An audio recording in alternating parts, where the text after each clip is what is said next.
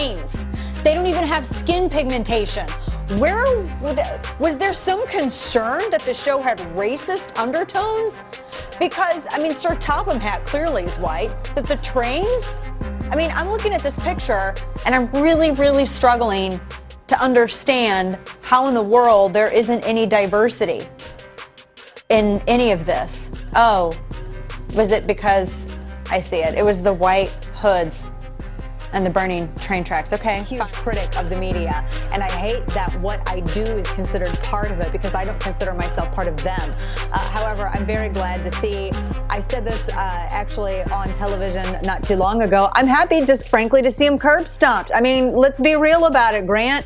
These people are just the worst thing that could ever possibly happen just to the American political system right now with the way that they cover so many things. These individuals that they're seeking to punish haven't broken the law. They've been victimized, as you accurately noted. So why in the world would they pass Now, I need everyone to know the American Center for Progress is a left-wing group. They issue a study that gun thefts are up in the southern United States. They may or may not be. It doesn't matter.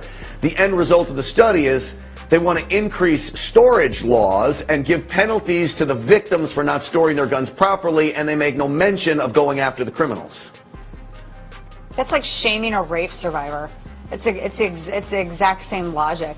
How about this? How about they make tougher penalties for individuals who steal firearms? To us exactly who Sar Sauer is for those of them at home that don't know who she is. Linda Sarsauer is the head of the Women's March. She is the main organizer of the Women's March. She works with Everytown. She partners with people like Bill de Blasio and Michael Bloomberg and Shannon Watts.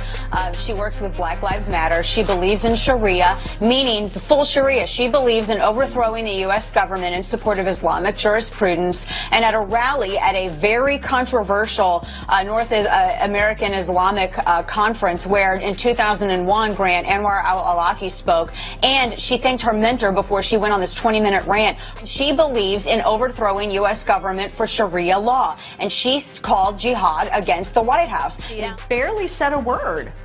Their believe all women mantra suddenly seems incapable of making a dent in that silence. And in fact, Ellison still seems to be on excellent terms with the party, securing the nomination for Minnesota Attorney General just yesterday. Now, the only thing that the DNC has said is that they're, quote, looking into it. For what? Evidence?